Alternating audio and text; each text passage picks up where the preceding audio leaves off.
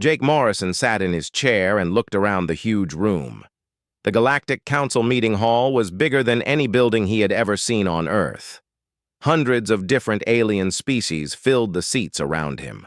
Some looked like giant bugs. Others were made of crystal.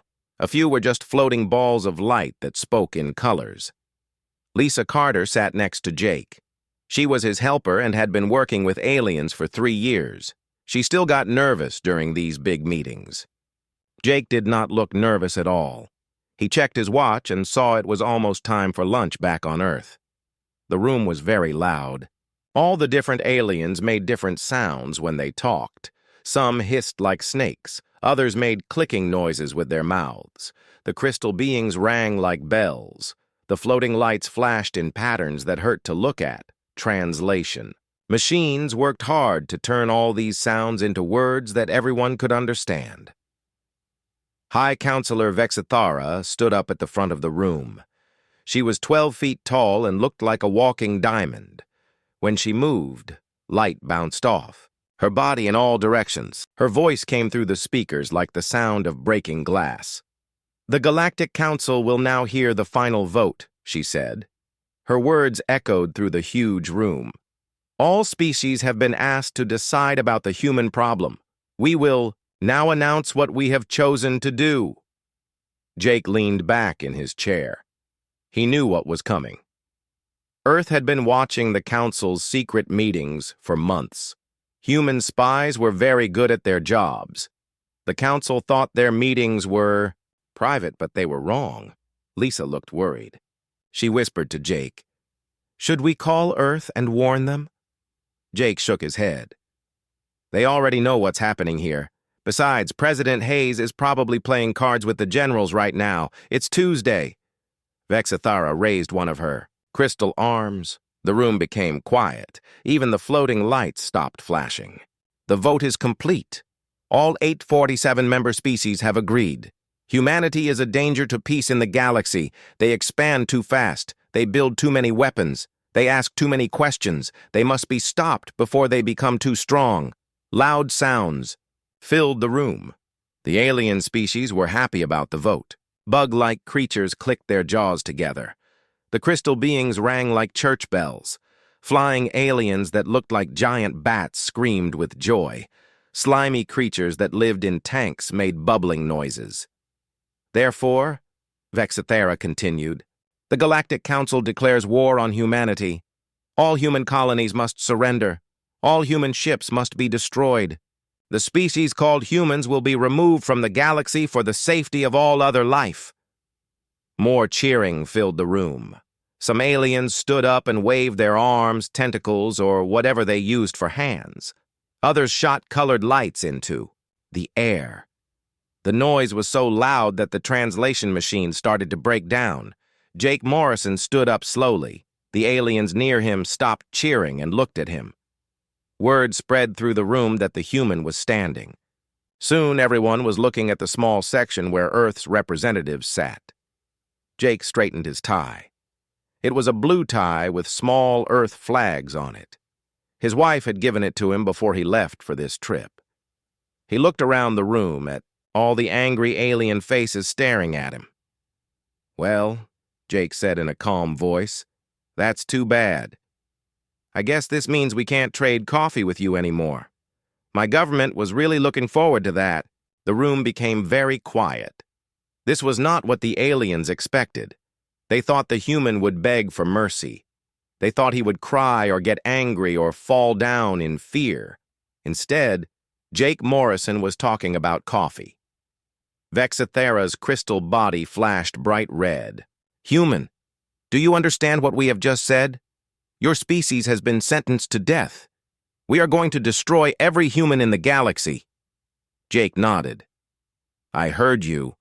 That's why I said it was too bad about the coffee trade. Earth grows really good coffee now. We were going to share it with the galaxy, but I suppose that's off the table now." A slug-like creature from the Vortan system made angry, bubbling sounds. "Are all humans this stupid? Do you not understand that you are about to die?" Jake checked his watch again. "I understand perfectly. You've declared war on humanity. Earth will respond in the way we think is best. But right now I'm more worried about missing lunch. The food on your space stations is terrible. Lisa stared at Jake.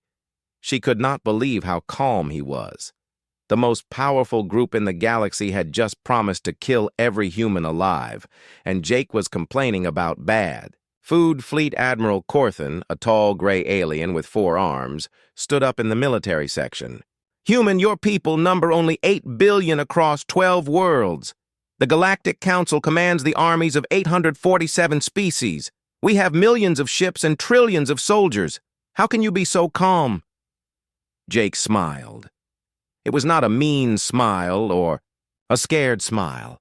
It was the kind of smile someone makes when they know a secret that no one else knows. Admiral, let me ask you a question. When a cat sees a mouse, what does the cat do? The alien looked confused. It hunts the mouse. Right. And when a mouse sees a cat, what does the mouse do? It runs away in fear. Jake nodded. Exactly.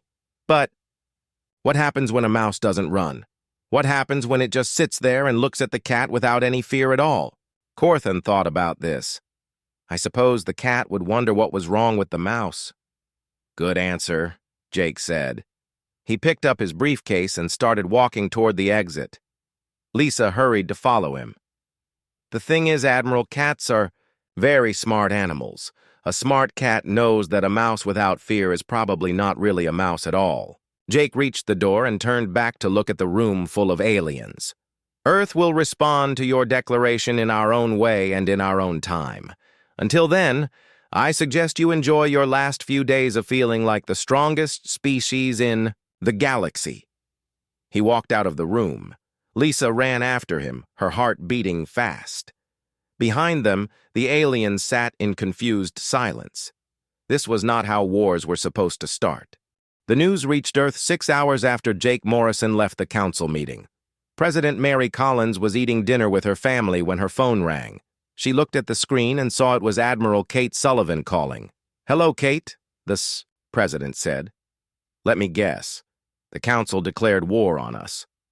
Yes, ma'am, Kate replied. Jake sent the message an hour ago. They voted to destroy all humans in the galaxy. President Collins cut another piece of her steak. Well, I suppose we knew this was coming. What's your recommendation, Admiral? We should activate the Tuesday protocol, ma'am. The president's daughter looked up from her homework. Mom, what's the Tuesday protocol? Mary Collins smiled at her daughter. Nothing for you to worry about, sweetie. Just some boring government. Business. Finish your math homework. She spoke into the phone again. Do it, Kate, and tell General Martinez to keep things quiet. I don't want people panicking over nothing. Admiral Sullivan was sitting in her office at the Solar Defense Force headquarters. Through her window, she could see normal people walking around the base. Some were playing basketball. Others were walking their dogs. A group of kids was flying. Kites in the park near the main gate. Ma'am, the alien fleets are already moving toward our space. Intelligence says they have about 50,000 ships in the first wave. 50,000? The president laughed. Is that all? I was expecting them to try harder than that. Kate looked at her computer screen. Reports were coming in from all over human space. The news of the war declaration was spreading fast, but something strange was happening. People were not panicking. They were not running to stores to buy food and water. They were not calling the government to ask what to do. On New Colorado, farmer Ben Tucker was loading cattle onto transport ships when his neighbor ran over with the news. Ben, the aliens declared war on us. They're going to attack. Ben kept loading cattle. Yeah, I heard. That's why I'm sending these cows to Earth early. Folks there are going to need extra food when company comes visiting. His neighbor stared at him. Company? Ben, they want to kill us all. Maybe they do, Ben said. But wanting something and getting it are two different things. My grandfather wanted to fly, but that didn't mean he could jump off a barn and make it happen. In the asteroid mines near Jupiter, workers kept digging for metal ore. When the mine boss told them about the war, most of them just shrugged and went back to work. War or no war? said Miner Pete Johnson. "Earth still needs these metals. Besides, if we're going to fight aliens, we'll need lots of metal to build things with." The alien fleets watching human space were very confused. Their spy ships had been waiting to see humans run around in fear. They expected to see military ships rushing to defend Earth. They thought they would see evacuation ships leaving human colonies. Instead, they saw normal life continuing as if nothing had happened. Trade ships still moved between colonies. Passenger ships still carried people on vacation trips. Even stranger, some human ships were moving toward alien space instead of away from it. Fleet Admiral Corthan sat in his command ship and read report after report from his spy vessels. "This makes no sense," he told his officers. "Do humans not understand what war means?" His second-in-command, a creature that looked like a giant centipede, clicked its mandibles nervously. "Maybe they are in shock, Admiral. Some species freeze." "When they are afraid?" "For 6 hours? All of them?" Corthan shook his head. "No, this is something else. Contact the human patrol ship that offered us navigation help. I want to talk to their captain." A few minutes later, Captain Amy Foster appeared on the communication screen. She was a young woman with short brown hair and a friendly smile. Behind her, Corthan could see other humans working at their stations. None of them looked worried. "Admiral Corthan," Amy said, "I'm surprised to hear from you. I thought you might be busy with war preparations and all that." "Captain Foster, I must ask you directly. Do you understand that the Galactic Council has declared war on humanity?" "Of course I understand. The news is all over our communication networks. It's the biggest story of the day." Amy paused. "Well, except for the football game tonight, Earth is playing Mars Colony, and that rivalry gets pretty intense." Corthan felt like his brain was breaking. "You are more concerned about a sports game than a war that could destroy your species?" Amy looked confused. "Why would I be concerned? About the war? That's not my job. I fly patrol ships and help lost travelers. The war is someone else's job." "Whose job is it?"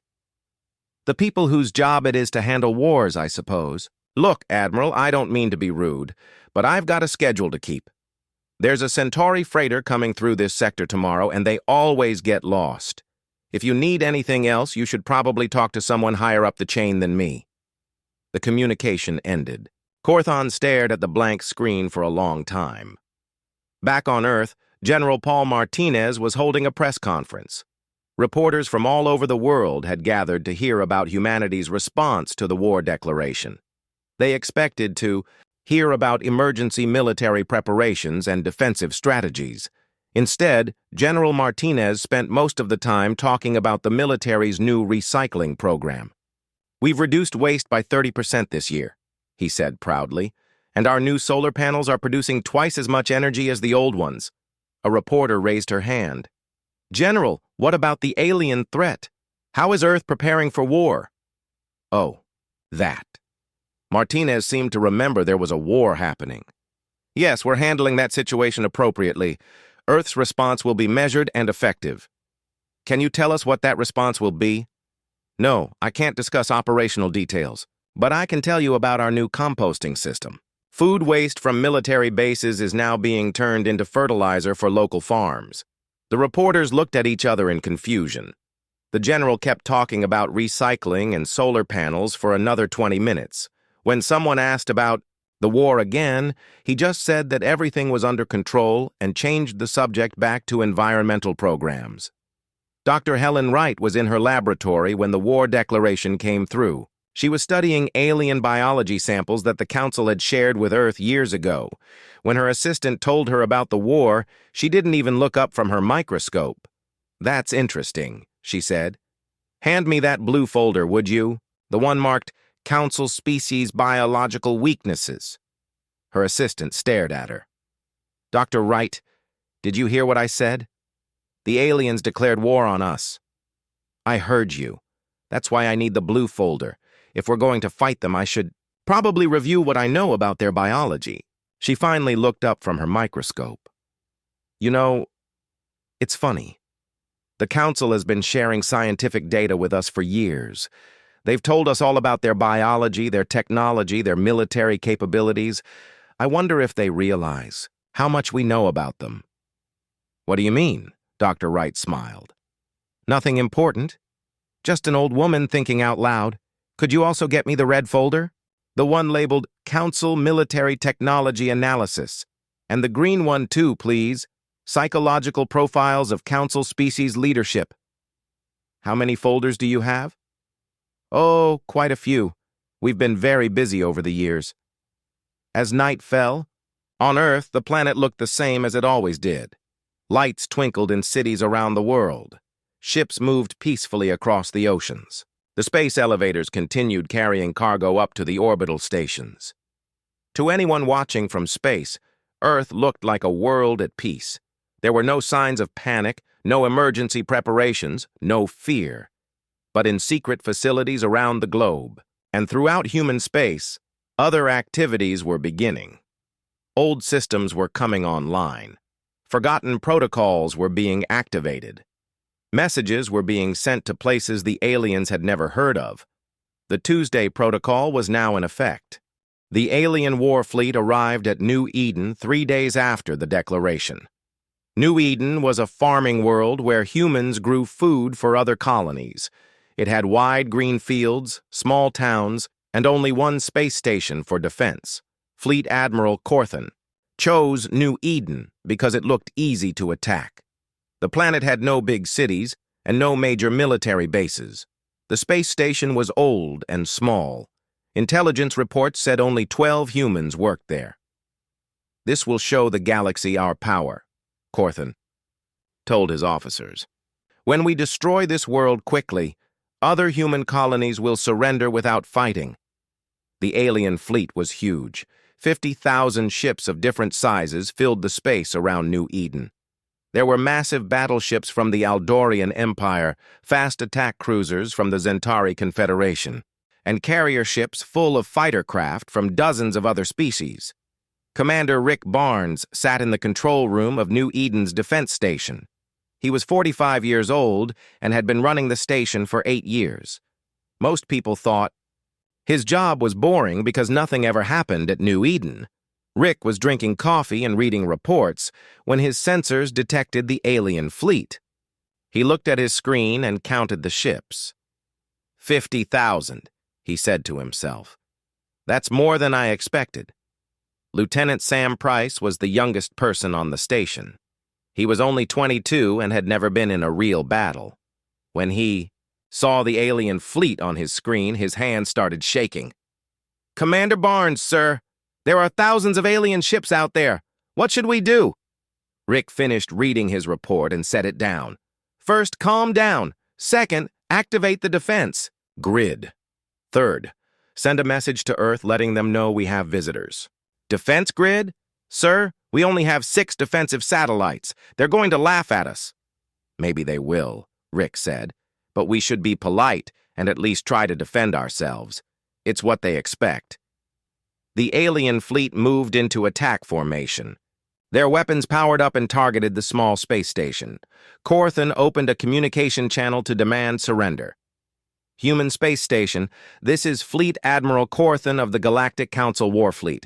You are completely outnumbered. Surrender immediately, and you will be allowed to evacuate to the planet's surface before we destroy your station.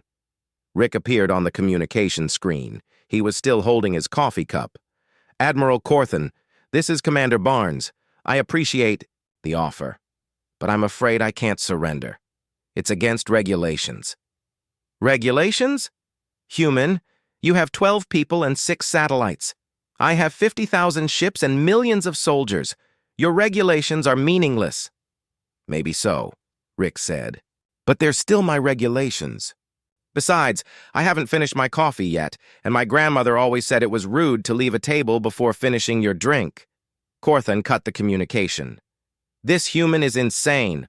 All ships, open fire. Destroy the station and the satellites. Sidai. Alien fleet opened fire. Thousands of energy beams and missiles flew toward the small space station. The attack was so massive that it lit up space like a second sun. But something strange happened. The 6 defensive satellites that had looked so harmless suddenly changed. They unfolded like flowers blooming in fast motion. Each satellite became 10 times bigger and revealed weapons that no one in the galaxy had ever seen before. The energy beams from the alien ships hit the satellites and bounced back. But they didn't just bounce back the same way they came. The satellites somehow made the beams stronger and sent them back at different targets. The missiles fired by the aliens were caught by invisible force fields and held in space for a few seconds. Then the satellites sent them back at the ships that had fired them, but moving twice as fast as before. In less than 30 seconds, a quarter of the alien fleet was destroyed by their own weapons. "What is happening?" Corthan screamed at his officers. "How are they doing this?" His science officer was staring at his instruments with wide eyes. "Admiral, those satellites are using technology we don't understand. They're manipulating gravity and energy in ways that should be impossible." The satellites began firing their own weapons. Beams of blue light reached out and touched alien ships. Whatever the blue light touched simply stopped existing. Entire battleships vanished as if they had never been there at all. Other weapons created small black holes that pulled ships into them and crushed them into nothing. Some satellites fired red beams that made alien ships turn around and attack their own allies. The battle was over in 3 hours. Most of the alien fleet was destroyed. The ships that survived were caught in force fields that held them like flies in a spider web. Commander Barnes finished his coffee and opened a communication channel to the captured ships. "This is New Eden Defense Station. Please shut down your weapons and prepare to be boarded. Anyone who tries to escape will be destroyed." Corthan sat in his damaged command ship and stared at the small space station that had just defeated 50,000 ships. "How?" he whispered. "How is this possible?" Dr. Helen Wright arrived at New Eden the next day. She came in a small research ship with a team of scientists. Her job was to study the captured aliens and their technology. Corthan was brought to her in the station's conference room. He was not in chains, but guards stood nearby. The alien admiral looked broken and confused. "Admiral," Dr. Wright said in a kind voice, "I know you have questions. I'm here to answer them. How did you defeat us so easily? Those satellites, that technology, where did it come from?" Dr. Wright sat down across from him. "It came from us, of course. Humans built those weapons." "Impossible. The Galactic Council has studied human technology for years. You barely understand faster than light travel. You can't build weapons like that." "You studied the technology we let you see," Dr. Wright corrected. "Tell me, Admiral, what do you know about human history?" Corthan looked confused. "What does history have to do with anything?" "Everything. You see, humans have been fighting wars for thousands of years. We fought with sticks and stones, with swords and arrows, with guns and bombs, with nuclear weapons and chemical weapons. We've fought in every possible way against every possible enemy." She stood up and walked to the window that looked out at space. "Do you know what we learned from all that fighting?" "What?" "We learned that the best way to win a war is to make sure your enemy never knows how strong you really are until it's too late." Dr. Wright turned back to face him.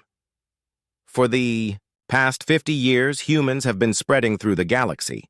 You thought we were just exploring and setting up farms and mining colonies. But we were really studying you." "Studying us?" "Every species in the Council. Your biology, your technology, your psychology, your military tactics, your weaknesses. We've been watching and learning and preparing for the day when the galaxy would decide we were a threat." Corthan felt a cold fear growing in his chest. "You knew this war was coming?" "We knew it was possible. The Galactic Council has destroyed dozens of species over the years.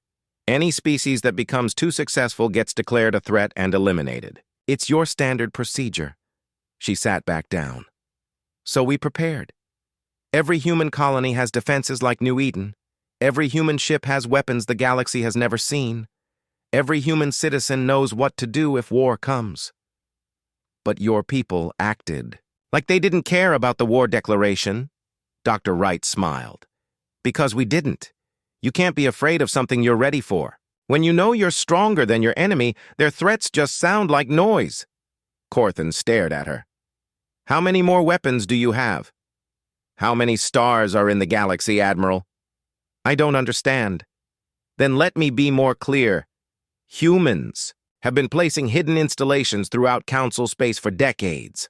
Right now, every Council homeworld has human weapons pointed at it.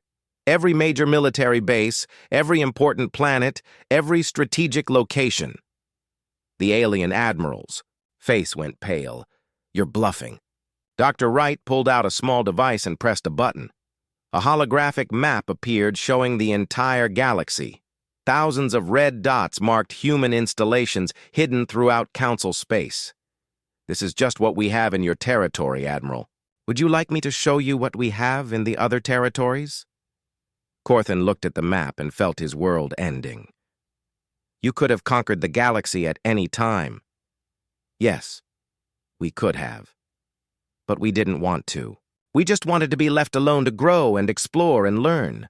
Unfortunately, the Council decided that wasn't acceptable. She turned off the hologram. The question now is what happens next? Your people started this war. Do you want us to finish it? News of the fleet's destruction spread through Council space faster than light itself. Within hours, every species in the galaxy knew that 50,000 ships had been destroyed by one small human space station. High Counselor Vex Athara called an emergency meeting. The crystal being was flashing angry red colors as she spoke to the assembled representatives. This defeat is unacceptable, she declared. The humans got lucky, nothing more. We will send a larger force and crush them completely. The Zentari representative, a tall, insect-like creature named Hivemind Zektar, clicked his mandibles in agreement. The Zentari Confederation offers our entire fleet. 200,000 ships will turn human space into dust. Similar promises came from other species. The Vorthon Collective promised their massive dreadnoughts. The Aquatic Empire offered their underwater battle stations. The gas giant dwellers sent their storm riders. Within 2 days, the largest war fleet in galactic history was assembled. But Earth was not sitting still. President Mary Collins stood in the Situation Room deep beneath the Capitol building. Around her, the most important people in human government and military watched screens showing the alien fleet gathering at the edge of Council space. 200,000 ships, Admiral Kate Sullivan reported. Every major species has contributed forces. Intelligence says they plan to attack all human colonies at the same time. General Paul Martinez looked up from his tactical display. Ma'am, should we activate the full defense grid? The president shook her head. Not yet. First, let's send them a message. Colonel Walker, are your people in position? Colonel Steve Walker commanded the most secret unit in human space.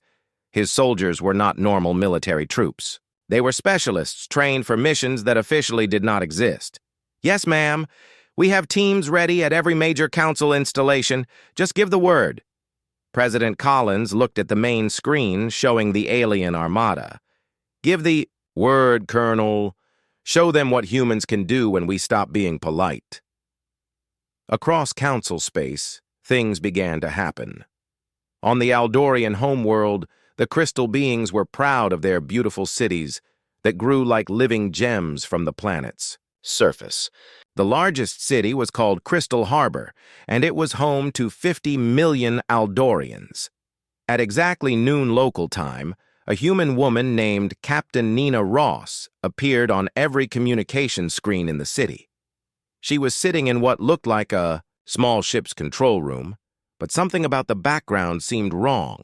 Citizens of Crystal Harbor, Nina said in a calm voice, my name is Captain Ross of the Human Stealth Fleet. I want you to look outside your windows right now. Millions of crystal beings looked outside and gasped. Floating above their city was a massive human warship. It was bigger than anything they had ever seen, and it had appeared without making a sound. "This ship has been here for 3 years," Nina continued. "Your sensors cannot detect it. Your weapons cannot target it. Your shields cannot stop it. We could have destroyed your city at any time, but we chose not to." Similar scenes were happening on dozens of worlds. Human ships appeared above council cities, space stations, and military bases. Ships that had been invisible for years suddenly revealed themselves. On the water world of Aquatica, human submarines surfaced in the deepest ocean trenches. The Aquatic Empire's leaders had thought those trenches were impossible for other species to reach. On the gas giant Storm's End, human battle platforms emerged from the planet's toxic clouds. The gas giant dwellers had believed their atmosphere was too dangerous for outsiders to survive. Every species in the council discovered the same terrible truth. Humans had been everywhere, watching everything, preparing for this day. The alien war fleet was still gathering when their commanders received urgent messages from their homeworlds. Every planet was reporting human forces in their territory. Every military base was under threat. Fleet Admiral Corthan, who had been released as part of a prisoner exchange, found himself commanding the second wave of attacks. But now he was getting very different orders from his government. "Admiral," came the message from the Aldorian High Command, "human forces have surrounded our homeworld. They say they will destroy our cities if you attack human colonies. What are your orders?" Corthan stared at the message. How had this happened? 3 days ago, the Council had been the strongest force in the galaxy. Now they were being threatened, on their own worlds, by an enemy they had thought was weak. He opened a communication channel to the human ship that was still offering navigation assistance. Captain Amy Foster answered, looking as cheerful as ever. "Admiral Corthan, how nice to hear from you again. How's the war going?" "Captain Foster, I need to speak with someone in your command structure immediately." "Oh, you want to talk to someone. Important." "Let me see what I can do." The screen went blank for a moment, then showed a different human. This one was an older man with gray hair and a serious expression. He wore a uniform that Corthan didn't recognize. "Admiral, I'm General Martinez. I understand you want to talk." "General, your forces have surrounded our homeworlds. This is an act of war against civilian populations." Martinez looked confused. "Admiral, you declared war on us 3 days ago. You attacked our colonies with 50,000 ships. Now you're bringing 200,000 ships to attack more of our people. What did you think would happen?" "We thought we would fight a normal war between military forces. There's nothing normal about trying to destroy an entire species," Martinez replied. "When you declared war on humanity, you declared war on all of us. That includes our civilians. So we responded by threatening your civilians." Corthan felt trapped. "What do you want?" "We want you to stop this foolishness and go home. Call off your fleets. Leave our space. Go back to your own worlds and pretend this never happened." "And if we don't?" General Martinez leaned forward. "Admiral, right now we have weapons pointed at every major population center in Council space. We can destroy your civilizations in a matter of hours. The only reason we haven't done it yet is because we're hoping you'll be smart enough to surrender." The communication ended. Corthan sat in his command chair and tried to think of a way out of this situation. His fleet was still stronger than anything humans had shown in open battle, but their hidden weapons and secret installations had made the war impossible to win. On Earth, the Global Council was meeting to decide humanity's next move. Representatives from every human colony and settlement had gathered to vote on the war's future. "The aliens have 2 choices," Admiral Sullivan explained to the assembly. "They can surrender now and we'll let them live in peace, or they can continue fighting and we'll destroy their civilizations." Representative John Miller from the Mars colonies raised his hand. "Admiral, what if they choose to fight? Are we really prepared to destroy entire species?" "That depends on them," Sullivan replied. "We don't want to kill billions of innocent aliens, But we won't let them kill billions of innocent humans either. Dr. Wright stood up to address the assembly. I've been studying the psychological profiles of council species for years. Most of them are not naturally aggressive. They joined this war because their leaders told them humans were dangerous. What are you suggesting? Asked Representative Linda Parker from the asteroid belt. We should give them a demonstration of what dangerous really looks like. Something that will make their leaders understand that continuing this war would be suicide. President Collins nodded. What kind of demonstration? Dr. Wright smiled, but it was not a friendly smile. The Galactic Council has a military testing facility in the neutral zone. It's where they test their most powerful weapons. I suggest we pay it a visit. Colonel Walker's voice came over the communication system. Ma'am, we have teams ready to infiltrate the facility. Just give us the order. Do it, the president said. Show the galaxy what happens when humans stop playing defense. In space near the testing facility, an ancient alien weapons platform was preparing to fire its most powerful weapon. The platform was the size of a small moon and contained technology from dozens of different species. Colonel Walker and his team had been hiding inside the platform for 6 months. They had studied every system, every weapon, every defense. Now it was time to act. The weapons platform fired its main gun at a target asteroid. The beam was powerful enough to destroy a planet. But instead of hitting the asteroid, the beam suddenly curved in space and hit the platform itself. The explosion could be seen from 100 light years away.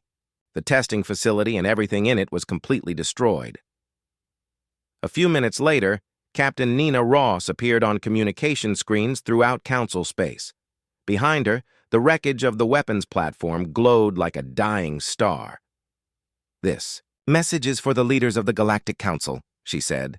You just saw us destroy your most powerful weapons platform using your own weapons. This is what humans can do when we're not trying to be nice. She paused to let that sink in. You have 24 hours to surrender. If you don't, we'll start destroying your homeworlds. The choice is yours. The message ended, leaving the galaxy in stunned silence. The 24 hours passed slowly for the Galactic Council. Representatives from hundreds of species gathered in emergency sessions on their homeworlds. Everyone was asking the same question. How had humans become so powerful without anyone noticing? High Counselor Vex Thara stood in her crystal palace on the Aldorian homeworld. Through her window, she could see the human warship floating above her city like a metal moon. Its weapons were pointed directly at the government district. Her communications officer, a smaller crystal being named Luxara, brought her reports from across the galaxy. High Counselor, every species is reporting the same thing. Human forces are surrounding our most important locations. They have weapons we've never seen before. How is this possible? Vex Thara asked. Our intelligence services monitor all species in the galaxy. How did we miss an entire shadow fleet? Perhaps, Luxara said carefully. We saw only what they wanted us to see. Before Vex Thara could respond, every communication screen in the palace activated at once. Jake Morrison appeared on all of them. He was sitting in the same chair where he had calmly listened to the war declaration, but now he was not alone. Admiral Kate Sullivan sat on his right side, wearing the blue uniform of the Solar Defense Force. General Paul Martinez sat on his left, wearing army green. Behind them stood representatives from every human colony and military service. High Counselor Vex Thara, Jake said in the same calm voice he had used before. I believe we need to talk. Human, what do you want? The same thing I wanted 3 days ago. Peace. The difference is that now you understand the price of not giving it to us. Vex Thara's crystal body flashed angry red. You have threatened innocent civilians. You have placed weapons at our population centers. This is not the behavior of a peaceful species. Jake leaned forward slightly. High Counselor, 3 days ago you voted to destroy every human in the galaxy. You sent fleets to attack our colonies and kill our families. What did you think we would do in response? We thought you would fight like honorable soldiers. Honor? General Martinez spoke for the first time. There's no honor in genocide. When you decided to destroy our entire species, you gave up any right to complain about our methods. Admiral Sullivan added, the weapons pointed at your cities are the same weapons you would have used to destroy ours. The only difference is that we're giving you a choice. High Counselor Vexathera looked at the humans on her screen. For the first time in her long life, she felt truly afraid. These creatures were not what they had seemed to be. What choice? She asked. Jake Morrison stood up and straightened his tie. It was the same blue tie with small Earth flags, but now it looked different. Now it looked like the symbol of the most dangerous species in the galaxy. You can surrender immediately and accept new terms for peace, or you can continue this war and face the consequences. But understand this, if you choose to keep fighting, we will not show mercy to species that tried to commit genocide against us. Across the galaxy, similar conversations were happening on every council world. Human representatives were offering the same choice to every species: surrender or be destroyed. On the insect world of Hive Central, Captain Nina Ross met with hive mind Zektar in his underground palace. The insect leader was surrounded by thousands of his offspring, all clicking nervously. Captain Ross, Zektar said, the Zentari Confederation has been the strongest military force in this galaxy for 10,000 years. How did humans become stronger than us without our knowledge? Nina smiled. Hive mind Zektar, has it ever occurred to you that being strong and looking strong are two different things? What do you mean? Your species likes to show off your power. You build huge fleets and march them around space so everyone can see how mighty you are. Humans learned long ago that the best weapon is the one your enemy doesn't know you have. She pulled out a small device and activated a holographic display. It showed the locations of human installations throughout Zentari space. There were hundreds of them. For the past 20 years, we've been building bases in your asteroid fields, your dead moons, your gas cloud nebulas. We've been watching your military exercises and studying your tactics. We know more about Zentari military capabilities than most Zentari commanders do. Zektar stared at the display.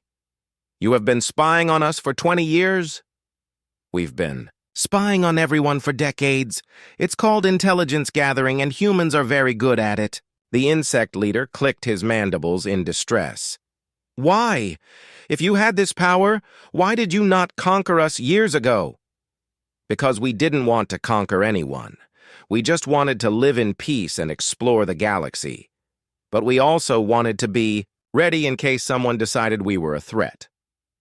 Nina turned off the holographic display. Unfortunately, the Council decided exactly that. So now you get to see what humans are really capable of. Back on Earth, President Mary Collins was meeting with her advisors in the Situation Room. Reports were coming in from across the galaxy as Council species made their decisions. The Aquatic Empire has agreed to surrender, Admiral Sullivan reported. So have the Gas Giant Dwellers and the Crystal Singers. What about the major powers? The President asked. The Aldorian Empire is still debating. The Zentari Confederation is demanding negotiations. The Vorthon Collective is threatening to fight to the end. General Martinez looked up from his tactical display. Ma'am, if some species refuse to surrender, what are our orders? President Collins was quiet for a long moment. The weight of the decision pressed down on her. She was being asked to decide the fate of entire civilizations. We keep our promise, she finally said. Any species that continues to threaten humanity will face the full force of our retaliation, but we give them one more chance to surrender before we act. Dr. Helen Wright entered the Situation Room carrying a thick folder. Ma'am, I have the psychological profiles you requested. Based on my analysis, most Council species will surrender, rather than face destruction. Their leaders are not stupid. What about the ones who won't surrender? There are always some individuals who would rather die than admit defeat. But I believe their own people will overrule them when they understand. The consequences. Dr. Wright was right. Over the next few hours, reports came in from across the galaxy. Species after species chose to surrender rather than face annihilation. The Aldorian Empire surrendered when High Counselor Vex Ithara was replaced by the Crystal Being's own council members. The Zentari Confederation surrendered when Hivemind. Zektar was overruled by his offspring. Even the Vorthan Collective eventually chose survival over pride. Fleet Admiral Corthan found himself in command of the largest fleet in galactic history with no war left to fight. His ships were ordered to stand down and return to their home systems. He sent one final message to the human forces surrounding his fleet. Captain Foster, this is Admiral Corthan. My government has ordered me to surrender our forces to human. Command! Amy Foster appeared on his communication screen, still looking cheerful despite everything that had happened. That's great news, Admiral. I'm glad we can all be friends again. Captain, may I ask you a personal question? Sure, go ahead. Did you know? When you offered to help us with navigation, did you know that humanity had already won this war? Amy thought about it for a moment. I knew that if the Council attacked us, they would lose, but I was hoping it wouldn't come to that. War is always sad, even when you win. Why did you offer to help us? We were your enemies, Admiral. Just because your government declared war on us doesn't mean I have to be rude to you personally. Besides, that solar storm I warned you about was real. Your ships would have been damaged if you had flown through it. Corthan sat back in his command chair and laughed. It was not a happy laugh, but it was not entirely sad either. Humans are very strange creatures. Thank you, Amy said. We try our best. The formal surrender took place in the same chamber where the war had been declared, but this time the human section was much larger. Jake Morrison sat in the center, flanked by military and civilian leaders from across human space. High Counselor Vex Ithara, who had been allowed to keep her position after promising to cooperate, read the surrender agreement to the assembled representatives. The Galactic Council accepts full responsibility for the unprovoked attack on humanity, she announced. We agree to withdraw all forces from human space and to recognize human sovereignty over all territories claimed by Earth and its colonies. Jake Morrison stood up when she finished reading. The surrender is accepted, but I want to make something clear to everyone in this chamber. He looked around the room at all the alien faces watching him. Humanity did not want this war. We tried to live in peace with all of you. But when you threatened to destroy our species, we showed you that we were prepared to defend ourselves. He paused to let his words sink in. We could have destroyed your civilizations. We could have conquered your worlds and enslaved your populations. We chose not to because that's not who we are. Admiral Sullivan stood up next to him. But do not mistake our mercy for weakness. The weapons we used in this war represent only a small fraction of human military capability.